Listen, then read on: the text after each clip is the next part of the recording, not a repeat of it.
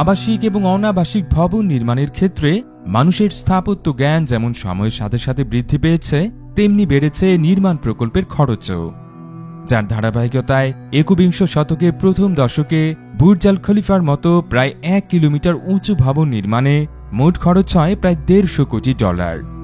তবে মানব ইতিহাসে সবচেয়ে ব্যয়বহুল ভবনটি নির্মিত হয়েছিল প্রায় 1500 বছর আগে। বাইজান্টাইন নামে পরিচিত পূর্ব রোমান সাম্রাজ্যে নির্মিত এই ভবনটি বিশ্বব্যাপী আয়া সোফিয়া, হাজিয়া সোফিয়া বা হায়া সোফিয়া নামে পরিচিত।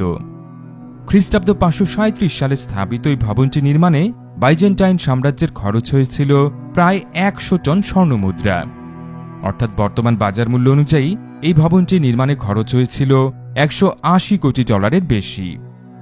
ঐতিহ্যবাহী এই আয়া সোফিয়া নামক স্থাপনাটি সম্পর্কে আজ আপনাদের বিস্তারিত জানাবো।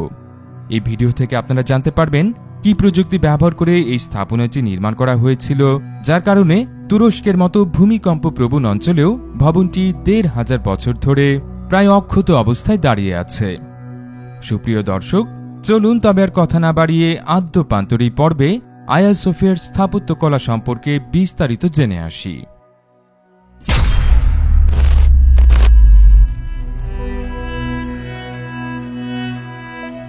খ্রিস্টাব্দ 4th শতকের প্রথম দশকে রোমান সাম্রাজ্যের রাজধানী রোম থেকে সরিয়ে নেবার সিদ্ধান্ত নেন সম্রাট কনস্টান্টিন। নতুন রাজধানী হিসেবে তিনি ওই সময় রোমান সাম্রাজ্যের পূর্বাঞ্চলীয় প্রদেশ অ্যানাতোলিয়ার বাইজান্টিয়াম শহরটিকে বেছে নিয়েছিলেন। ভৌগোলিকভাবে ইউরোপ এবং এশিয়া মহাদেশের সংযোগস্থলে অবস্থিত এই শহরটির নতুন নাম রাখা হয় কনস্টান্টিনোপল। লাতিন এই নামটির অর্থ কনস্টান্টিনের শহর। কালের পরিক্রমায় বর্তমানে শহরটি তুরস্কের রাজধানী ইস্তাম্বুল হিসেবে পরিচিত। জানেন নিশ্চয়ই, এই কনস্টান্টিন ছিলেন খ্রিস্ট ধর্ম গ্রহণকারী প্রথম রোমান সম্রাট। সিংহাসনের দখল নিশ্চিত করার পথে প্রতিদ্বন্দ্বী এক জেনারেলের মুখোমুখি হয়েছিলেন তিনি। সেই যুদ্ধের আগের রাতে কনস্টান্টিন স্বপ্নে দেখেন তার সেনাদের ঢালে যিশুর প্রতীক অঙ্কিত থাকলে যুদ্ধে তিনি জয়লাভ করবেন। স্বপ্ন অনুযায়ী রাতের আধারে সেনাদের ঢালে সেই প্রতীক আঁকার নির্দেশ দিয়েছিলেন ভবিষ্যৎ সম্রাট। পরদিন যুদ্ধ জয়ের পর কৃতজ্ঞতা প্রকাশের জন্য আনুষ্ঠানিকভাবে খ্রিস্ট ধর্ম গ্রহণ করেন কনস্টান্টিন। আর সম্রাট হিসেবে অভিষেক গ্রহণের পর কনস্টান্টিন তার সাম্রাজ্যে বসবাসরত খ্রিস্টানদের নির্বিচারে ধরপাকড় থেকেও নিস্তার দিয়েছিলেন। 336 সালে কনস্টান্টিনের মৃত্যুর পর তার ছেলে দ্বিতীয় কনস্টান্টিয়াস নতুন সম্রাট হিসেবে অভিষেক গ্রহণ করেন। ক্ষমতা গ্রহণের পর নিজ সাম্রাজ্যের রাজধানী শহরে একটি উপাসনা কেন্দ্র নির্মাণের সিদ্ধান্ত নেন দ্বিতীয় কনস্টান্টিয়াস। এই সম্রাটের স্থাপিত গির্জাটি অবশ্য কয়েক দশকের মাথায় ভয়াবহ এক ভূমিকম্পে বিধ্বস্ত হয়েছিল। এরপর খ্রিস্টাব্দ 5ম শতকের শুরুতে সম্রাট দ্বিতীয় থিওডোসিয়াস একই স্থানে অপেক্ষাকৃত বড় আরেকটি গির্জা নির্মাণ করেছিলেন। দ্বিতীয় থিওডোসিয়াসের নির্মিত স্থাপনাটি প্রায় 150 বছর পর ভয়াবহ এক দাঙ্গার সহিংসতায় বিধ্বস্ত হয়েছিল। খ্রিস্টাব্দ 532 সালে সংঘটিত নাইকা রিভোল্ট নামক মানব ইতিহাসের অন্যতম ভয়াবহ সেই দাঙ্গার সূত্রপাত হয়েছিল একটি চ্যারিয়ট প্রতিযোগিতার জয় পরাজয়কে কেন্দ্র করে। 1 সপ্তাহ ধরে চলা সেই দাঙ্গায় কনস্টান্টিনোপল শহরের অধিকাংশ স্থাপনায় আগুন ধরিয়ে দেয় বিক্ষোভকারীরা। সেই আগুনে দ্বিতীয় থিওডোসিয়াসের গির্জাটি ছাড়াও রাজধানীর অর্ধেকের বেশি ভবন বিধ্বস্ত হয়েছিল, আর কমপক্ষে 80,000 মানুষ প্রাণ হারিয়েছিলেন। দাঙ্গার কয়েক সপ্তাহ পর পুরনো গির্জাটির ধ্বংসস্তূপের উপরেই নতুন একটি গির্জা তৈরির নির্দেশ দেন সে সময়ের সম্রাট জাস্টিনিয়ান। তার সেই নির্দেশ অনুযায়ী নতুন গির্জাটিকে বিশ্বের সর্বশ্রেষ্ঠ স্থাপনার খেতাব অর্জনের উপযোগী করে বানাতে হবে। সম্রাটের এই আকাশকুসুম পরিকল্পনা বাস্তবায়নের দায়িত্ব দেয়া হয় বাইজেন্টাইন সাম্রাজ্যের সেরা 2 স্থপতিকে। এদের একজন ছিলেন ট্র্যালিস শহরের এনথেমিয়াস, আর অপরজন মিলেটাস শহরের ইসোডোর। সম্রাটের শখ পূরণের জন্য অ্যান্থেমিয়াস এবং ইসোডোর অভিনব একটি নকশা তৈরি করেন। এর আগ পর্যন্ত রোমান সাম্রাজ্যের গির্জাগুলো খ্রিস্ট ধর্মের অন্যতম প্রতীক ক্রুশের আকারে তৈরি করা হতো। চতুষ্কোণ এই ভবনগুলো ব্যাসিলিকা নামে পরিচিত। আয়তক্ষেত্রের মতো দেখতে এই ব্যাসিলিকার দৈর্ঘ্য তার প্রস্থের কয়েক গুণ বেশি থাকত। এর বিপরীতে রোমান সাম্রাজ্যের প্রশাসনিক স্থাপনাগুলো হতো গোলাকৃতির। খোদ রোম শহরে অবস্থিত প্যান্থিয়ন নামক স্থাপনাটির আদলে নির্মিত এই প্রশাসনিক ভবনগুলোর ছাদে জমকালো গম্বুজ বসানো হতো। সম্রাট জাস্টিনিয়ানের নির্দেশিত স্থাপনাটির ক্ষেত্রে দুই স্থপতি প্রচলিত গির্জার চতুষ্কোণ ভবনের উপর রোমের প্রশাসনিক প্রতীক হিসেবে প্রচলিত গোলাকার একটি গম্বুজ স্থাপনের সিদ্ধান্ত নিয়েছিলেন। ইতিহাসে এর আগে কখনোই চতুষ্কোণ একটি ভবনের উপর গোলাকার কোনো গম্বুজ স্থাপনের চেষ্টা করা হয়নি। অভিনব এই নকশা বাস্তবায়নে অ্যান্থেমিয়াস এবং ইসোডোর বেশ কিছু নির্মাণ প্রযুক্তি উদ্ভাবন করতে বাধ্য হয়েছিলেন। বিশেষ করে ভূমিকম্প প্রবণ এলাকায় অবস্থিত হওয়ায় স্থাপনাটির ওজন যতটা সম্ভব কম রাখতে সর্বোচ্চ চেষ্টা করেছিলেন তারা, যে কারণে গির্জাটি নির্মাণে ব্যবহৃত ইট পোড়ানোর ক্ষেত্রে বিশেষ কৌশল অবলম্বন করা হয়েছিল।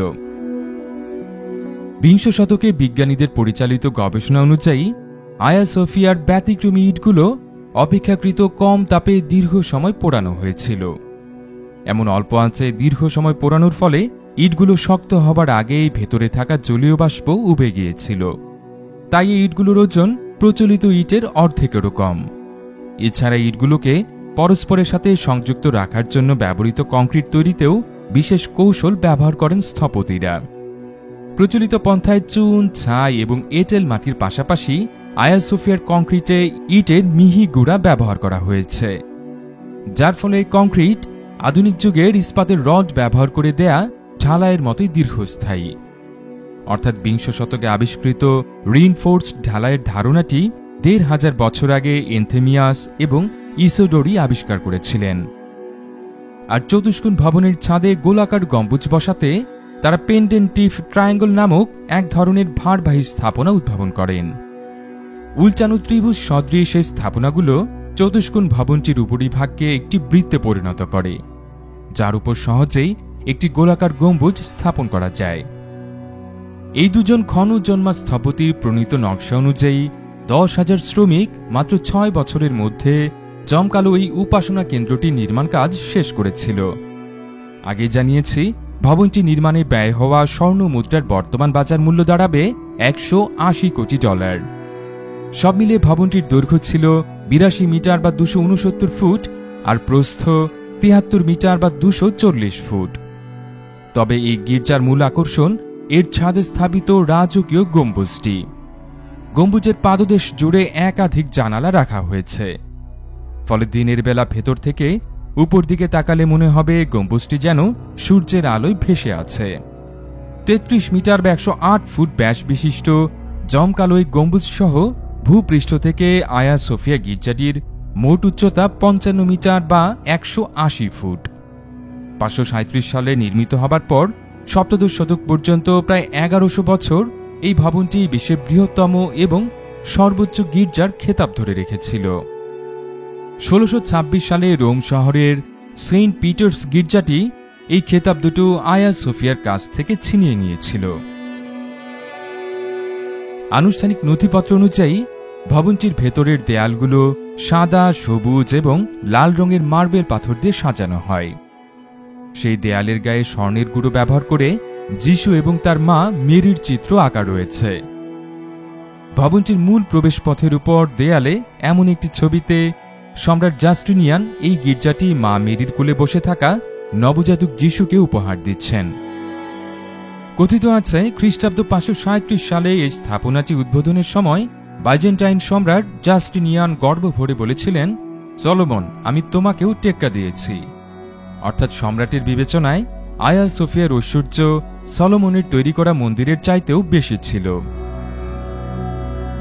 নির্মাণের পর থেকে ১২০৪ সাল পর্যন্ত টানা প্রায় ৭০০ বছর এই স্থাপনাটি খ্রিস্ট ধর্মের ইস্টার্ন অর্থোডক্স শাখার অনুসারীদের প্রধান উপাসনা কেন্দ্র হিসেবে বিবেচিত হয়েছিল।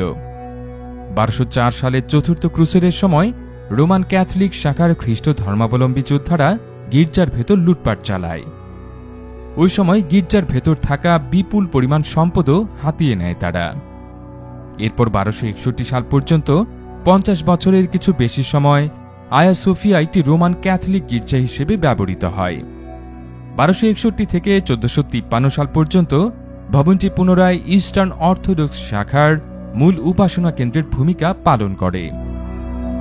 1453 সালে অটোমান রাজা দ্বিতীয় মেহমেদ কনস্টান্টিনোপল শহরটি দখল করে নেন। এর মধ্য দিয়ে 1000 বছরের বেশি সময় ধরে টিকে থাকা বাইজেন্টাইন সাম্রাজ্যের পতন ঘটে। কনস্টান্টিনোপল বিজয়ের পর রাজা দ্বিতীয় মেহমেদ শহরের নাম বদলে ইস্তাম্বুল রাখেন। একই সময় আয়া সোফিয়া গির্জাটিকে মসজিদে রূপান্তর করেন তিনি।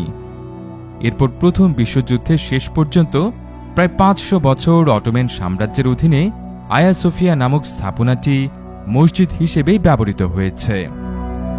প্রথম বিশ্বযুদ্ধে জার্মানির সাথে হাত মিলিয়ে পরাজিত হবার পর অটোমান সাম্রাজ্যের বিলুপ্তি ঘটে।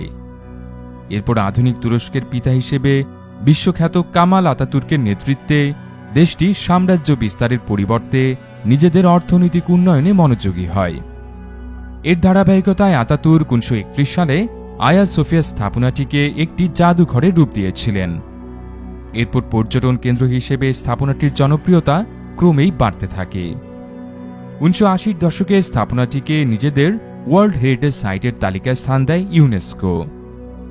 সরকারি তথ্য অনুযায়ী 21 শতকের প্রথম দশকে আয়া সোফিয়া জাদুঘরটি ছিল তুরস্কের সবচেয়ে জনপ্রিয় পর্যটন কেন্দ্র। 2020 সালে তুরস্কের বর্তমান প্রেসিডেন্ট রিসেপ তাইয়েপ এরদোয়ান 90 বছর পর জাদুঘরটিকে আবারও মসজিদ হিসেবে ব্যবহারের নির্দেশ দিয়েছেন।